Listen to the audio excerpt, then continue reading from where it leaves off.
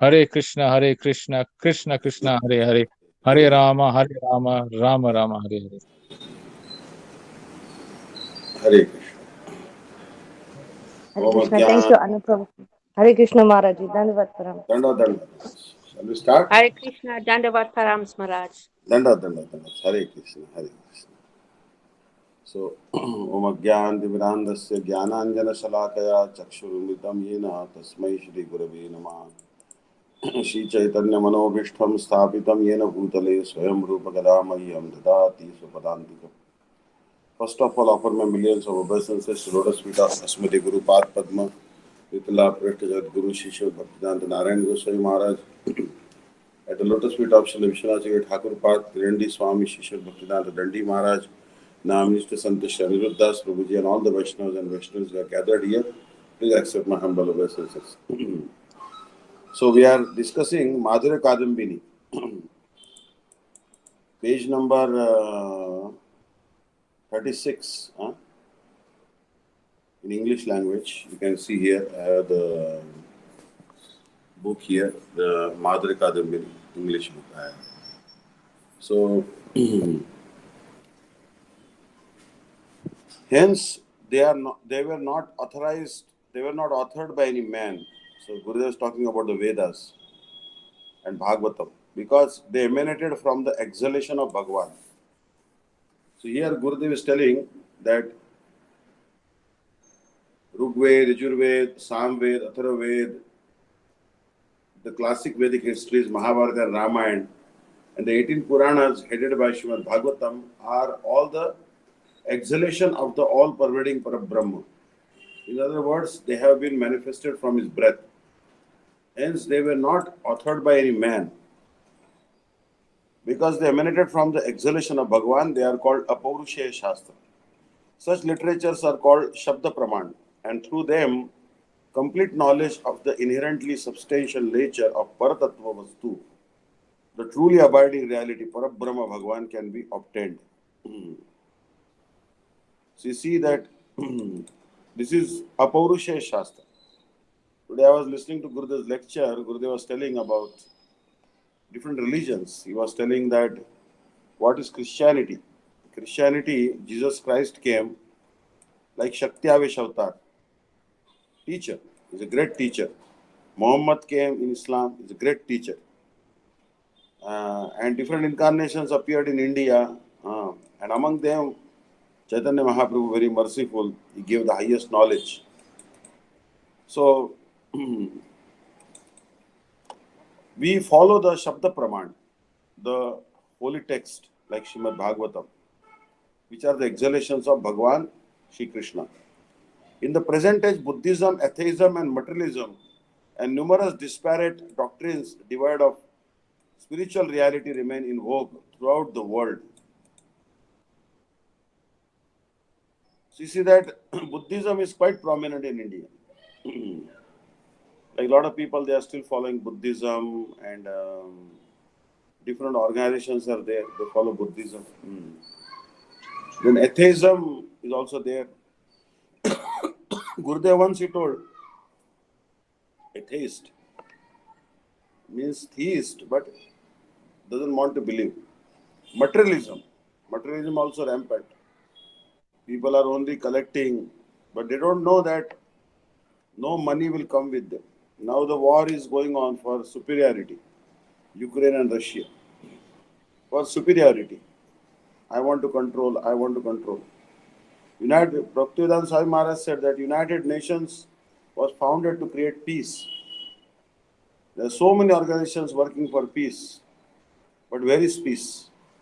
Because Srila Bhaktivedanta Swami Maharaj said that there is no peace because in the center there should be Krishna. Communists say that the state should be in the center. Capitalists say that the businesses should be in the center. But we say not the state, neither the state nor the business should be in the center. We say that Krishna should be in the center. Bhoktaram yagyatapasam sarvaloka maheshwaram surudam sarvabhutanam gyatva mam shantim ruchyati. The peace formula is given in Transcendental Peace Formula that Krishna is the supreme enjoyer. Everything should be done for the satisfaction of Sri Krishna. So So that's what Bhagavatam says. Sabai pumsam paro dharmo yato bhakti radokshati. Ahitu ki apratiyata yatma suprasid. The only way to please Sri Krishna and one's own soul is to satisfy Sri Krishna by devotional service. So here, there is also numerous disparate doctrines devoid of spiritual reality remain in vogue throughout the world. The principal cause of this is disdain for Shabda Praman or an absence of faith in the Vedic Shastras and a lack of thoughtful study and reflection thereof. The Vedas are the self-evident Praman. Other Pramanas can certainly be authoritative, but only with the help of Shruti Praman. However, the statements of Shruti, the self-evident Praman, need no help from the other 9 Pramanas. So, anything the Vedic literature will say doesn't need any evidence. It should be accepted as it is. No need to do research on that. For example, the distance between the earth and the sun, earth and the moon, all these things, the Vedic scriptures say we have to accept them as they are. Experimentation will not help us. Because Vedic knowledge is perfect knowledge. The Vedas are the self-evident Praman. Other Pramanas can certainly be authoritative, but only with the help of Shruti Praman. However, the statements of Shruti, the self-evident Praman, need no help from the other 9 Pramanas. Atheism and various other doctrines remain persistently in fashion at present. And this is brought about by disrespect of the Vedas and hostility to Bhagwan. It is from these, in fact, that the misfortune of the world comes about. Now you can see the misfortune of the world is that they have no respect for the Vedas. First and foremost thing the Vedas says, Gavo Vishwasya Mataraha, the cows are the mother of the whole world. But where is the respect for this one single statement? Cows are being killed, they are opening slaughterhouses. As a result, so much karmic reaction is coming. These wars are direct result of cow slaughter. Understand? Because action has a reaction. So, unless you believe in the Vedas, there cannot be any peace in the world. And there is hostility. No respect for the Vedas and hostility for Bhagwan. And the misfortune of the world comes about by that. Some people inquire that since Buddha Dev is an avatar of Bhagwan, can his words and instructions also be regarded as Praman? Srila Jiva Goswami answers these questions in his Sarva Samvadini. These auxiliary texts from the part of the Vedic revelations. So here, Buddha is an avatar of God, but do we accept his statements? So answer is no. We don't accept the statements of Buddha as Praman. Just like we don't accept the statements of Dattatreya also as the Praman. All the statements of Dattatreya also. Both are incarnations. So here Jiva Goswami is telling that Nacha Buddhasyapi Ishwaratve Sati Tadvakyam Cha Pramanam Syat Iti Vachyam Yena Shastrena Tasya Ishwaratvam Manyamahe Tenaiva Tasya Daitya Mohana Shastra Karitvenoktatvat. The purport of this is that all the Buddha Dev is an Ishvara, neither his words nor his instructions can be accepted as authoritative. This is because the same Shastras that refer to Buddha Dev as Ishvara state that he wrote godless Shastras simply to bewilder the demons. Whatever instructions he presented were meant exclusively for confounding the demoniac and not for ascertaining the highest goal, Paramartha. So he is Bhagwan, but he wrote the scriptures to confuse the demons, to misguide them, to confound them. And he didn't write the scriptures for the instructions he did not give for ascertaining the highest goal, Paramartha. So actually, Buddha did not speak the truth. Although he knew the truth, because he is Bhagwan, he didn't speak the truth. Because he wanted to bewilder the demons. Like Shankaracharya is Shiva himself. He knows all the truth. Shankara Sakshat. But Shankaracharya didn't speak the truth. Actually told a blatant lie. So therefore the words of Shankaracharya, most of the words of Shankaracharya are not acceptable. But some words are indeed acceptable, like Bhaja Govindam, Bhaja Govindam. Bhaja Govindam, Bhaja Govindam, Bhaja Govindam, Mudamate, Samprapte, Sanniti Kale, Nahi Nahi Rakshate Dukrin Kare. When Shankaracharya was walking on the bank of the Ganges river, he saw an old man studying the prefixes and suffixes of the grammar. He felt great compassion for the old man. Say, my dear friend, you may die any moment. Why you are studying the suffixes, prefixes, vibhakti, pratyay of the Sanskrit? Now just chant Govinda's name. You may die any moment. Like today, I saw one lecture of Gurudev on YouTube. Gurudev was speaking in ISKCON Tobacco Temple, New Jersey Temple. I think it's a Gauranitai temple, and he was giving a class. And there, Srila Gurudev was telling that Bhakti Vedanta Swami Maharaj, Srila Bhaktivedanta Swami Maharaj wrote so many books. And Chaitanya Mahaprabhu also said, Param Vijayate Shri Krishna Sankirtanam.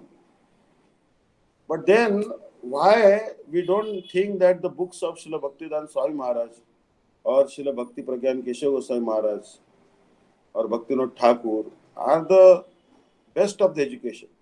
Why we join the atheistic universities? What more can Harvard, Cambridge, Carnegie Mellon and Washington University teach us? They cannot teach us anything. Can they teach us more than what Bhaktivinoda Thakur can teach us? More than Chaitanya Mahaprabhu? Never and never. So, all these universities are slaughterhouses, atheistic universities. As soon as a student enters there, he starts challenging the existence of God. And by the time he has graduated from that institute, he is a perfect atheist. That is why at the beginning of this sacred text, Srila Vishwanath Thakur establishes the forthcoming subjects of discussion on the basis of Shruti, the best of all Shabda Pramana. So best of the Shabda Pramana is Shruti, the Vedas. Understand? With the words Brahma Pucham Pratishtha, the Taittiriya Upanishad presents the bliss-laden Supreme Personality of Godhead, Paramananda Purush, as the shelter or basis of Brahma, using the metaphor of his tail, Pucham. In this way, the Shrutis have ascertained the excellence of Bhagavan, who is ontologically dealing with Rasa-laden Swarup over Brahma. So who is that Rasa Tattva? Now Srila Gurudev in that lecture also was making a point that Bhakti was done by Prahlad, Dhruva and so many other devotees. But they did not give Bhakti Rasa, mellows of devotional service, which Rupa Goswami gave us. So, Krishna is Rasa Tattva, Raso Vaisa. So that Rasa Tattva is Swayam Bhagavan, Vrajanandan, Shri Sham Sundar. Srimad Bhagavatam, the crown jewel among all the Shabda Praman states.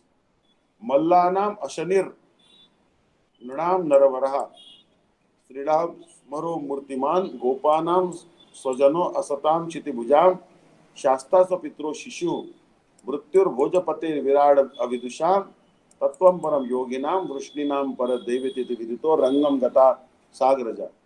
When Bhagavan Shri Krishna entered Kamsa's royal arena along with Shri Baladev, Kamsa's most powerful wrestlers headed by Chanur and Mushtik sized him up as possessing a body more unyielding than a lightning bolt. So you can see how strong was Krishna. Although he is like a tender baby for Yashoda and for Radharani, but for the wrestlers he was like a thunderbolt, lightning bolt. This is Veera Rasa, the mood of chivalry. Ordinary men saw him as the gem of mankind, the damsels. And a lot of people today also, they think Krishna is an ideal person or great spiritual master, not anything more than that. He's an ideal person, that's all. He's a human being, but an ideal human being, that's all. That is also okay, because that is the level. The damsels perceived him as Kamadev.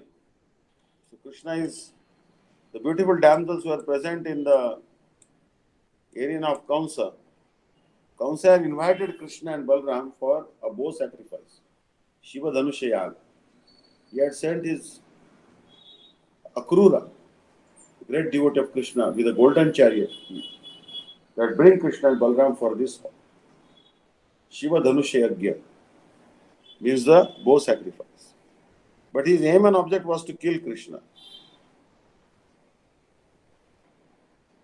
The coward people identified him as their own kind, Bandhu. There were so many, like Nanda Maharaj also came. Krishna and Balram came on the chariot. But Nanda and other Gopas and Krishna's friends like Subal, Dam, Vasudam, so Krishna, Brunga, Kokil, they came on the bullock carts behind that chariot of Krishna. They followed him. And when they saw Krishna in the wrestling arena of Kamsa, they said that he's our dear friend. He's another Gopa like us. He's our best friend. Other kings saw in him a stern disciplinarian who dispenses justice. So Krishna is giving the best justice, understand? And his mother and father perceived him as an infant. Mother and father always saw him as a baby. He appeared to Kamsa as the bitter end. Understand? Like Kamsa is Bhoja dynasty, the king of Bhoja dynasty. Actually, how Kamsa was born, Kamsa is the son of Padmavati. But he was born from a demon called Drumila. His father's name was Ugrasen. But once Padmavati went to her father's house after marriage, and she liked her friends very much. And she was wandering here and there. And as she was wandering here and there,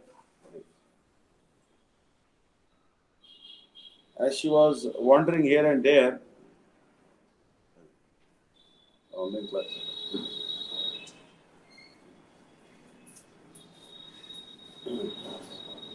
So, as she was with her friends, a great demon by the name Drumil came and he exploited her. And then she conceived Kamsa. Because Kamsa was a son of a first class demon, he also became a first class demon.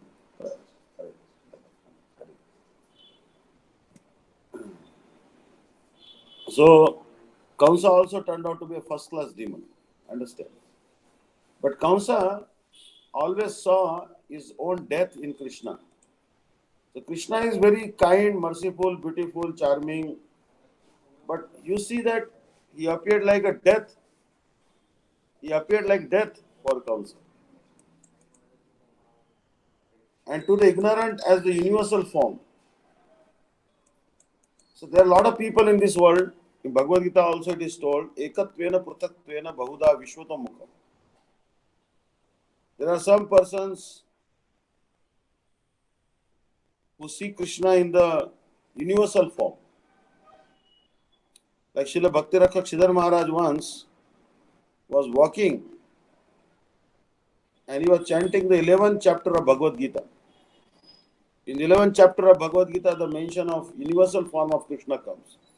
As he was reciting the verses pertaining to universal form of Krishna in the 11th chapter, really the universal form of Krishna manifested before his eyes.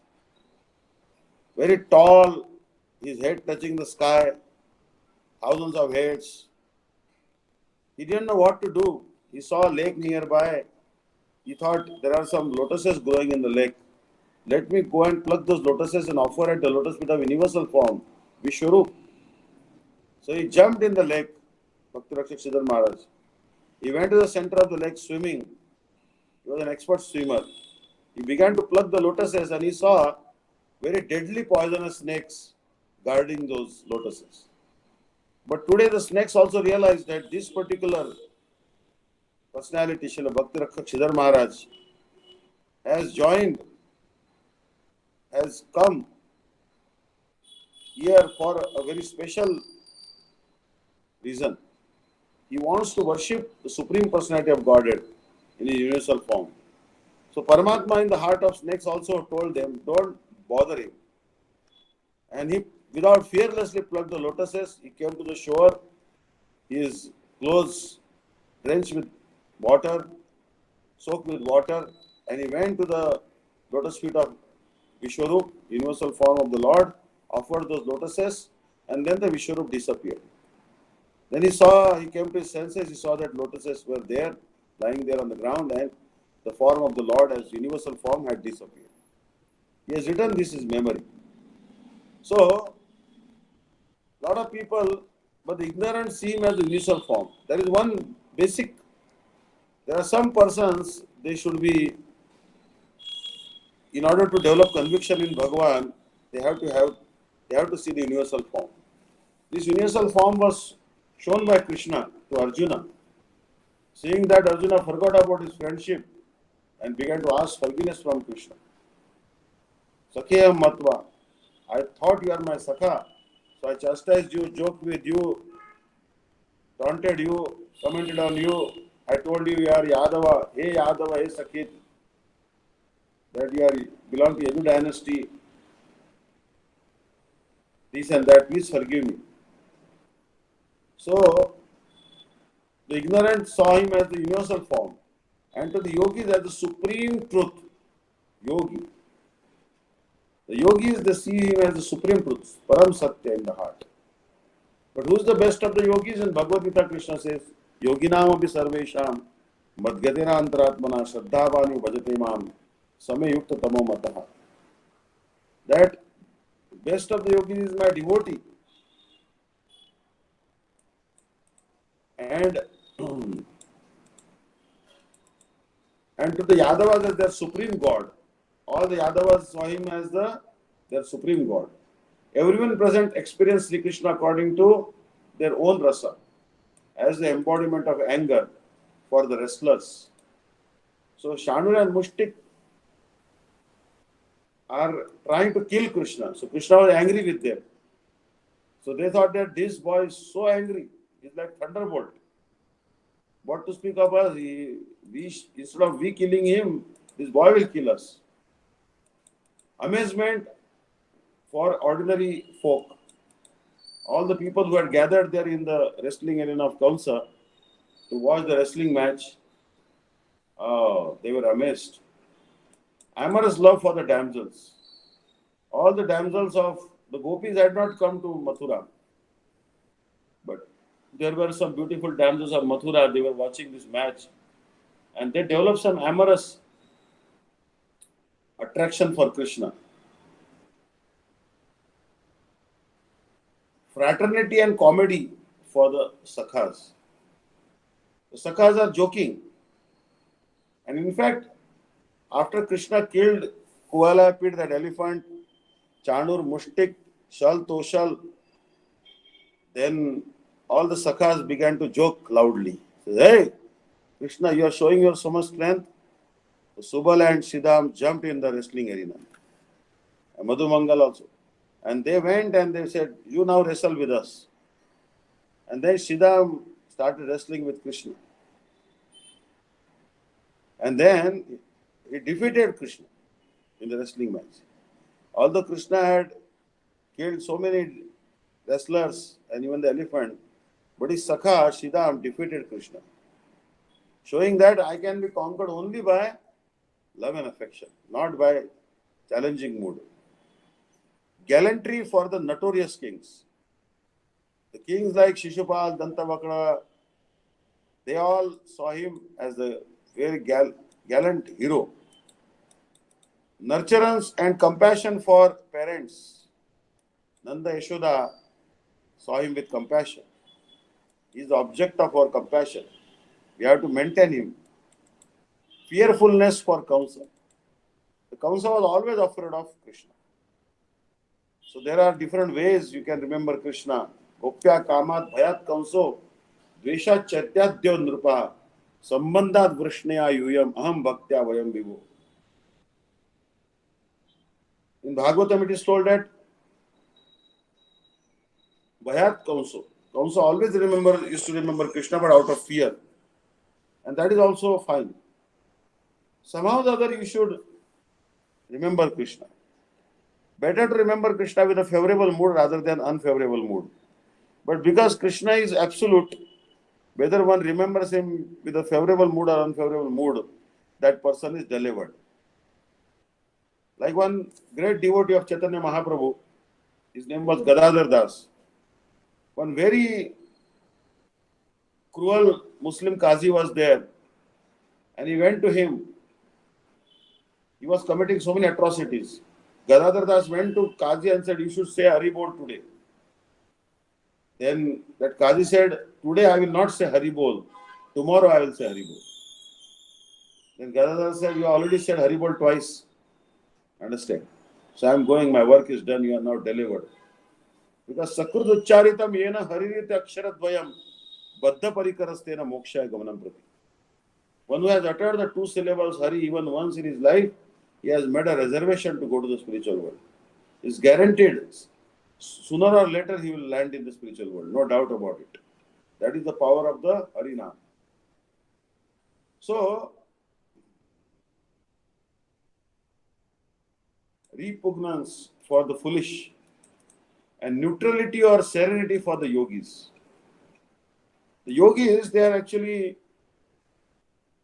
mood of Shantaras, neutrality, and subservience for the Vishnus, the Vishnu dynasty members, the Yadavas. They are always subservient to Krishna. We are like servant of Krishna. That mood they always maintain. In this way, Vrajanandan Shri Krishna has been described in Srimad Bhagavatam as Rasa Swarup, the intrinsic form of rasa. So Krishna is the intrinsic form of rasa. The Shrutis also state Raso Vaisaha. He is the nectarous rasa. And even in the Gita Upanishad, Shri Krishna has clearly admitted, Brahmano hi pratishtaham. I am in fact the basis of Brahma. The purport of this is that without Shri Krishna there is no Brahma. Shri Krishna is truly Brahma. Brahma is the radiant effulgence of Shri Krishna's toenails. All Shastras intimate Shri Krishna to be Rasa Swarup in this way. So you can see that even the great yogis, Yadyapi Samadhishu Vidirapi Pashyati Nattavan Nakagram Marichi. Even Brahma cannot see the ray emanating from the toenail of Krishna very easily. So how rare is to have darshan of Krishna. So that is because there is a Brahma there, radiant effulgence of Krishna's toenails is covering Krishna's body. All to delight his own bhaktas by his playful pastimes, that Parabrahma Shri Krishna descends to this world. Now, why Bhagavan comes to this world and what is the reason he comes to this world? That is explained that Anugrahaya Bhaktanam Manushim Tanumashikam Bhajante Tadrishi Krida Ya Shutva Tatparo Bhavet. Bhagavan takes the human-like shape, he comes to the earth, performs such sweet pastimes that by remembering those pastimes, hearing those pastimes, the living entities can get utmost emancipation and relief from this material world, enjoying his eternal pastimes. So these pastimes performed by Sri Krishna delight the heart of his devotees. Like for example, Dama Bandhan Leela, how Mother Yashoda bound Krishna. Satyavrat Muni saw this Leela in his heart. And not that he saw this Leela all at once. Actually, Satyavrat Muni wrote 8 stanzas of Damodar Ashtaka. But it took him maybe 8 yugas, 8 millenniums to write the 8 stanzas. He used to appear and then again disappear. Satyavrat Muni. Millennium after millennium, he experienced different pastimes, then he wrote down this Damodar Ashtaka.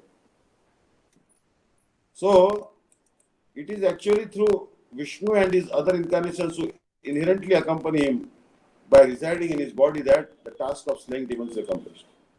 So, Krishna has nothing to do with killing the demons. It is a Vishnu in his body who kills the demons. You should know this. Krishna has nothing to do with the killing the demons. Krishna's job is to only enjoy with his devotees, gopis and gopas, Yashoda and others. Therefore, it was not Sri Krishna who killed those demons, whose death seems attributable to him. They were actually slain by Vishnu situated within him. So externally it may appear that Krishna had killed the Chandur, Mushtik and others. But actually all the demons killed by Krishna were killed by Vishnu within him.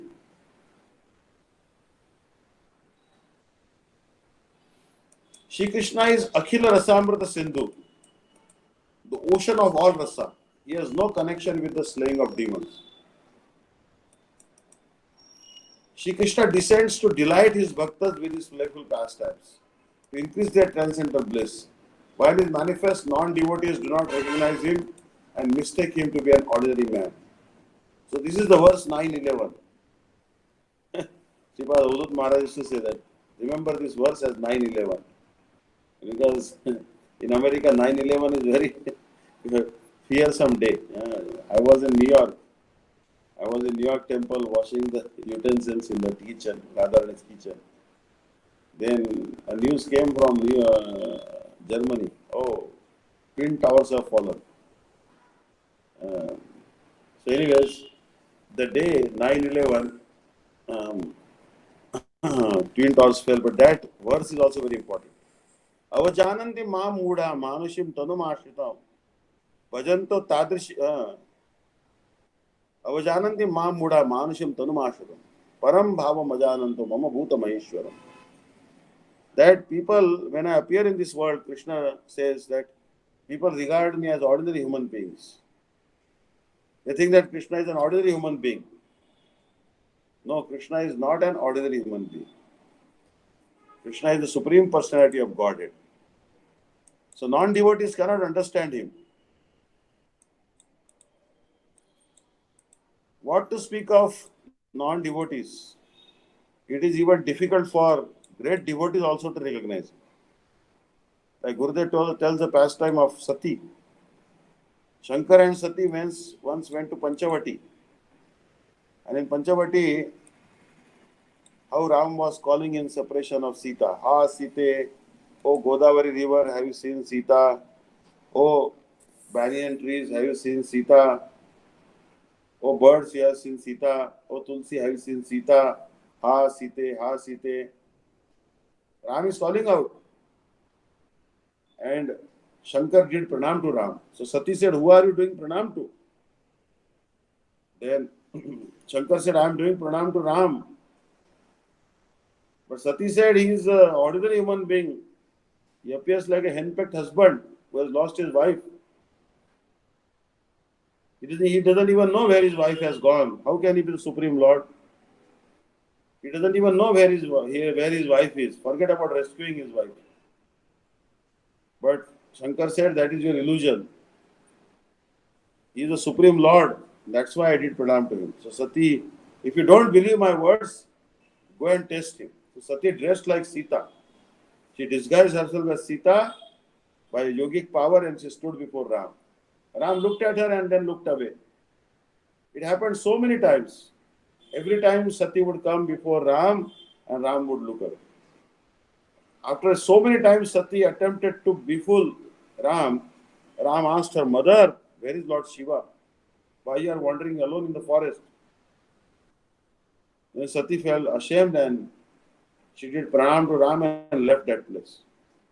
When she did pranam to Ram, she saw that every single creeper, tree, their leaves, their sprouts, their birds, flowers, every single atom, molecule, neutron, electron, positron, proton, showing Sita Ram, Sita Ram, Sita Ram, Sita Ram. Then she saw that Sita and Ram are never separated. Siya Rama mein sab jag jani, bandi jugo jod kar pani. Actually, the whole world is consisting of Sita and Ram. When Sati saw that, she was stunned.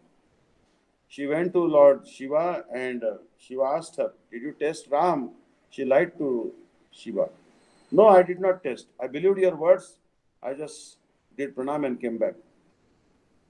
But Shiva is Antaryami, he is omniscient. So Lord Shiva told her, henceforward, when they returned to Kailash, Lord Shiva told Sati, "You can sit in front of me or on my right side. Don't sit on my left side. Henceforward, I will never treat you like my wife." And he took sankalpa like that in the mind. So the demigod showered flowers from the sky. And they say, "Bravo, bravo, well done, sadhu, sadhu." So that time, your vow is amazing. The demigod said, "Your vow is amazing." Sati asked Shiva, "What vow you have taken?" He didn't speak anything. But he had taken a vow of Mauna Vratam, not to speak anything, only chant Ram Nam. And he had taken a vow that he will never ever treat Sati like his wife, because she had disguised herself as his mother Sita. So one who has taken the dress of a Sita, how can he accept as his wife? So finally Sati, she went to the fire sacrifice of Daksha, her own father. And Daksha, when dishonored Shiva, she created Yoga Agni and gave up her body. So you can see that if Sati could not recognize Ram, what to speak of us? And then same Sati came as Parvati again. Understand? So not very easy to recognize Krishna. That's why we need a guru.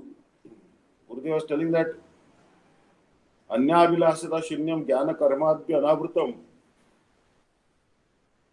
Alukulyana Krishnanu Shiranam Bhaktiruttama. One must perform the activities favorable for Krishna's service.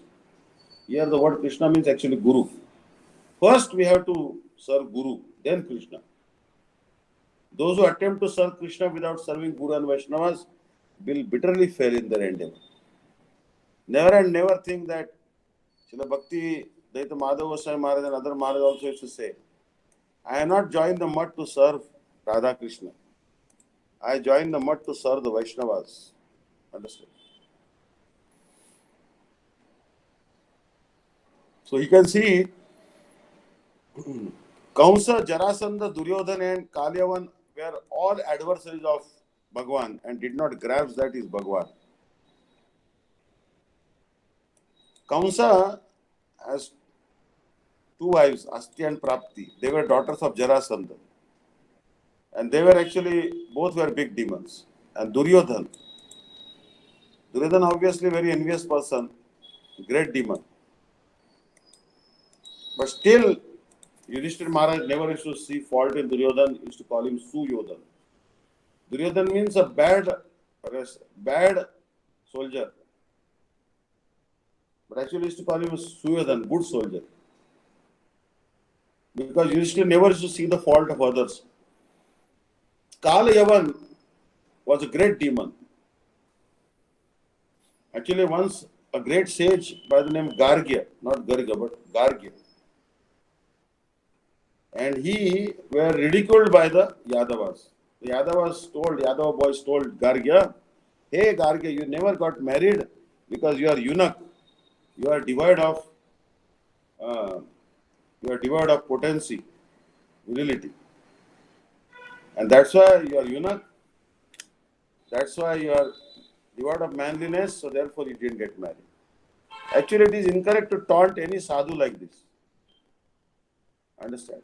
A sadhu has voluntarily accepted the vow of brahmacharya for achieving the higher goal of Krishna Prem. So they taunted Gargya. Gargya became very angry and he prayed to Lord Shiva that, "Please give me benediction. Give me a son who can kill all the Yadavas." And Lord Shiva said, "I cannot give a benediction like that, but I can give a benediction that I will give you a son who will not be defeated by any of the Yadavas. No, for sure." Then one Yavana woman was sent by the Yavana king, and then through Gargya she conceived, and this Kala Yavana was born. Yavana means actually meat eaters. Mlecha Yavala. So this Kali Yavana, he attacked Mathura from one side. The other side, Jarasandha attacked. So Krishna said what to do, and he cannot even be killed by any of the Yadavas. But Krishna is very tricky. He started walking away from Kalyavana, and Kalyavana began to chase him. Krishna was on the foot, so Kalyavana also started running after Krishna on the foot. Actually, even the great yogis, even by the speed of mind, cannot catch Krishna. The greatest speed in the material world is mind. Mind is faster than even light. Mind is faster than even air. But Krishna is faster than even the mind. So how could Kalyavan catch him? Then Krishna went to the cave where Muchukunda Maharaj was sleeping, and he covered the body of Muchukunda Maharaj by his own yellow shawl. Then Kalyavana came and kicked Muchukunda Maharaj. Muchukunda Maharaj opened his eyes. He was woken up from the sleep. Then what happened? Kalyavana was burnt to ashes. Muchukunda had benediction from Indra that anyone will disturb his sleep, he can burn into ashes. So in this way, Krishna got rid of Kalyavan very trickily and also blessed Muchukunda Maharaj. So they all are envious persons. Jarasandha was killed through Bhima's agency.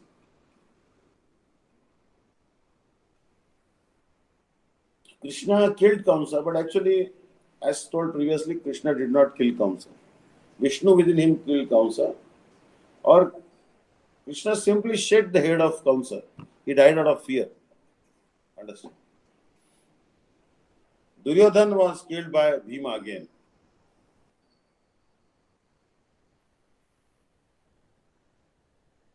Duryodhan wanted to make him prisoner.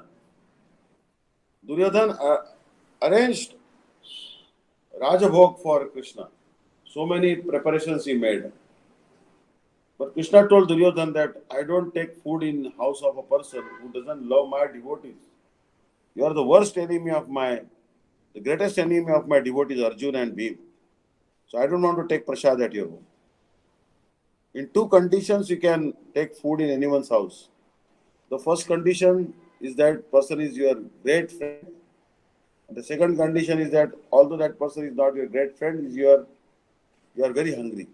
But Krishna said, I am Aptakam, Atmaram Aptakam, I am never hungry. And you are not my great friend. Actually, you are the worst enemy of my best friends. So in this way, but Duryodhana had a plan to first invite Krishna for prasadam and then make him fall in a dungeon or a hole in the ground, and then in the dungeon so many wrestlers were present and they would kill Krishna by bashing him. Understand? So Krishna knew this plan.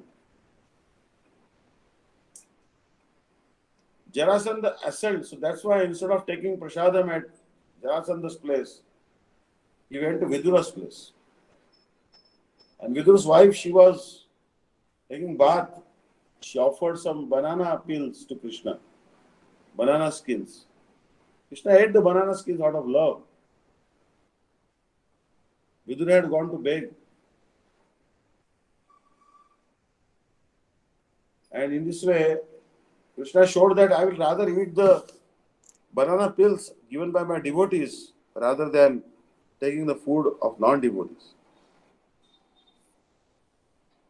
Jarasandha assailed him 18 times, hoping to strike him down. Jarasandha was from Magad, Bihar. Paundrak Vasudev with two natural arms and two artificial ones alleged, I am the real four-armed Vasudev, worship me. So one time, Paundrak Vasudev sent a messenger to Krishna that you are not the real Vasudev, son of Vasudev Maharaj. Our king is the real Vasudev. You should surrender unto him. He is the great king, Vasudev. You are not the real Vasudev. Understand? So Krishna, he sent Sudarshan Chakra and cut off the head of Paundrak Vasudev.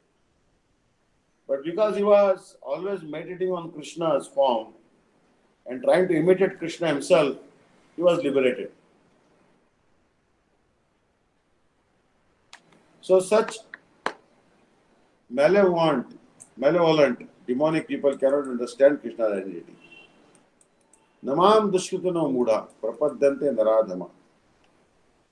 Bhagavan Shri Krishna declares in Gita, Paritranaya sadhunam vinashaya cha dushkritam dharma samsthapanarthaya sambhavami yuge yuge.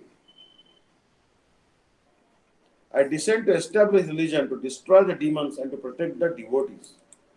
Nonetheless, the ultimate purpose of his advent is to delight his devotees, to taste rasa and to allow others to relish rasa.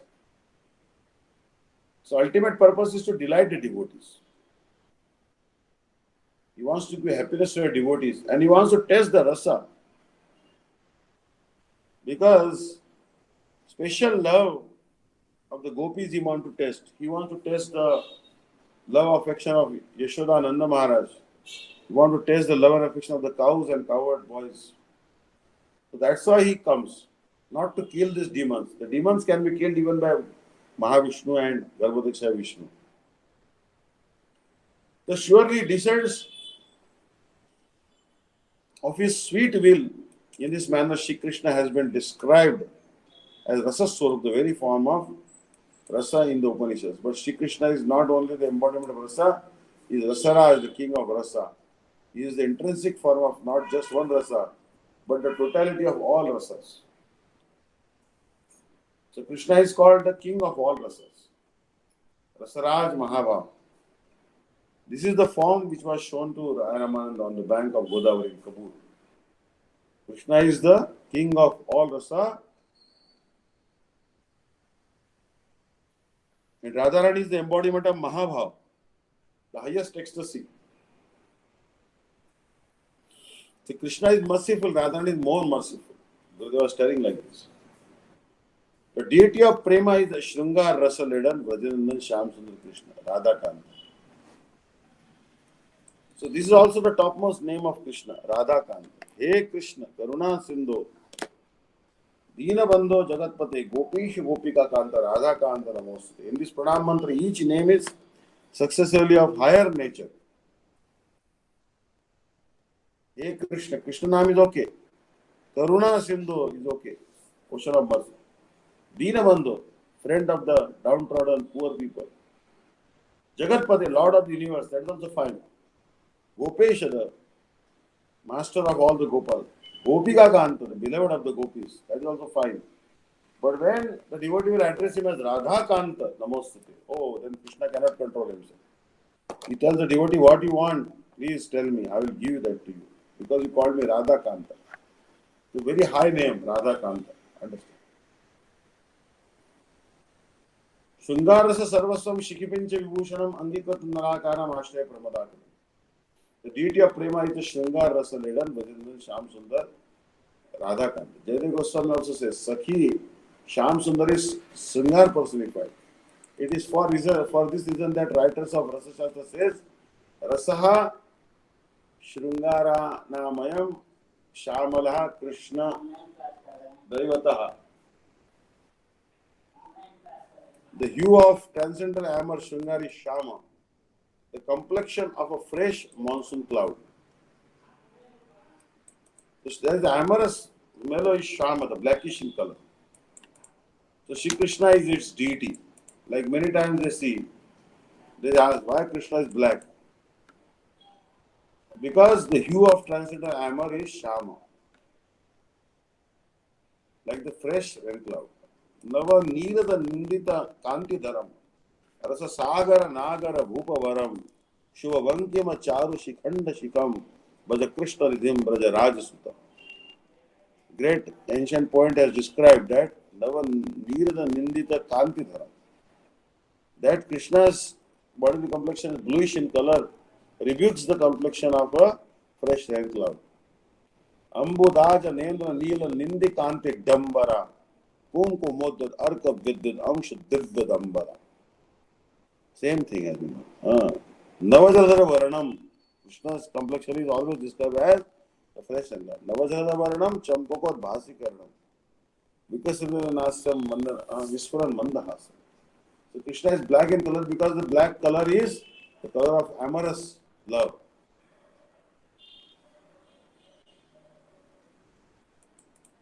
Rasaha Shringaranamayam Shamala Krishna Daivata.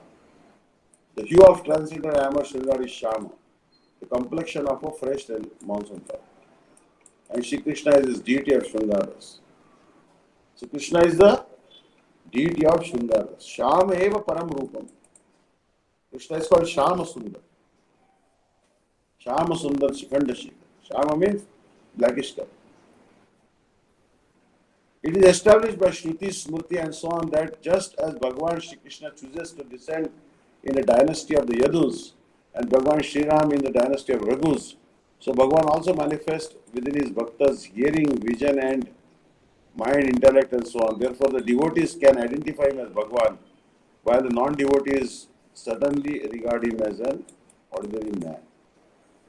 So just like Bhagavan Shri Krishna appears in the Yadav dynasty, Ramchandra appears in Kakustha or Kakutha dynasty, in the Raghu dynasty. So like that, Bhagavan also appears in the Bhakta's hearing. When we are chanting or hearing Harikatha, Bhagavan is present in that hearing and chanting. Therefore, the devotees can identify him as Bhagavan, while the non-devotees certainly regard him as an ordinary man. Atah Shri Krishna Namadi Namavet Grahya Mindriyai Sevan Mukhe Jivvado Swayameva Suratyada. Therefore, the transcendental name, form, qualities and pastimes of Sri Krishna cannot be pursued with the gross material senses. They automatically manifest themselves on the tongue and other senses of one in whose heart an eagerness has awakened for the transcendental service of the Lord. Hare Krishna. Vancha kalpatarvesya kripa sadrivacha patranam pavanebhyo vaishnavibhyo namo. So anyone has any questions, please ask. Hare Krishna, Hare Krishna.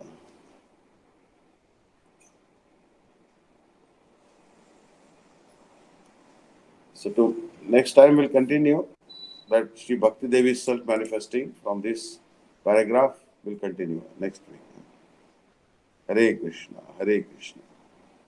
Yes. Hare Krishna Maharaj, Dhanavad Pranams. Thank you so much. Thank you so much. Hare Krishna.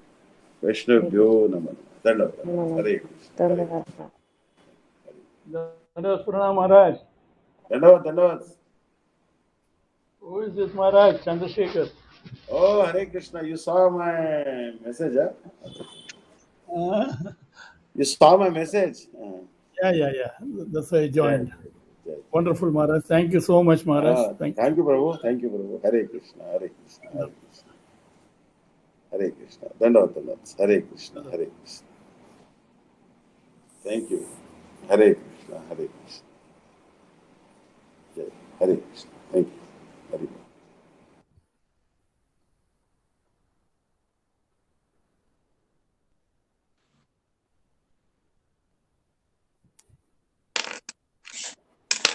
Hare Krishna, dear devotee. Thank you for joining today. So now we'll finish off with Jai Divani Anuprabhu. हरे कृष्णा श्री श्री गुरु गौरंग गंधर्व गिरिधारी राधा विनोद बिहारी जी की जय नितिल्य प्रविष्टो विष्णुपाद अष्टोत्तर शत श्री श्रीमद भक्ति वेदांत नारायण गोस्वामी महाराज की जय नितिल्य प्रविष्टो विष्णुपाद अष्टोत्तर शत श्री श्रीमद भक्ति वेदांत वामन गोस्वामी महाराज की जय नितिल्य प्रविष्टो विष्णुपाद अष्टोत्तर शत श्री श्रीमद भक्ति वेदांत स्वामी महाराज की जय नितिल्य प्रविष्टो विष्णुपाद अष्टोत्तर शत श्री श्रीमद भक्ति प्रज्ञान केशव गोस्वामी महाराज की जय नितिल प्रविष्णु विष्णुपद अष्टोत्तर शत शिशिल भक्ति सरस्वती गोस्वामी प्रभुपाद की जय नितिल प्रविष्ट परम भगवत प्रवार शिशिल गौरी किशोर दास बाबा जी महाराज की जय नितिल प्रविष्ट शिशिल सच्चिदानंद भक्ति विनोद ठाकुर की जय नितिल प्रविष्ट वैष्णव सर्वभौमा शिशिल जगन्नाथ दास बाबा जी महाराज की जय श्री गौदेव वेद अदंत आचार्य शिशिल बलदेव विद्याभूषण प्रभु की जय श्री विश्वनाथ चक्रवर्ती ठाकुर की जय श्री नानोथाम श्रीनिवास श्यामानंद प्रभु राय की जय श्री कृष्णदास कविराज गोस्वामी प्रभु की जय श्री रूप सनातन पाता रघुनाथ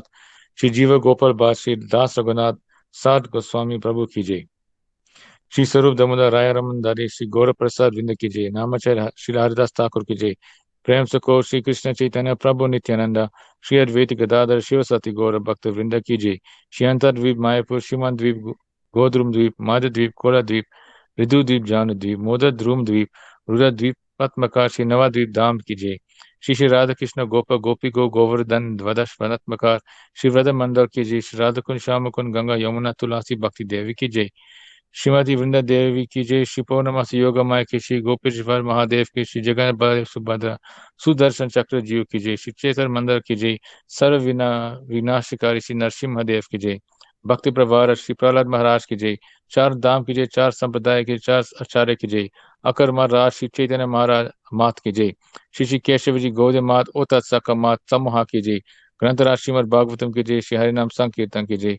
अनंत कोटि वैष्णव वृंद की जय। सामगात भक्त वृंद की जय। श्री निताय गौर प्रेम हरि हरि बोल। Krishna, Anup, thank you, Anup Prabhu, for that. So thank you, devotees, for joining today. And we'll see you all on Friday for Shri Chaitanya Charitam Lilamrita with Sripad Bhaktivedanta Vishnu Daivata Mj. Thank you, Hare Krishna, Pranam.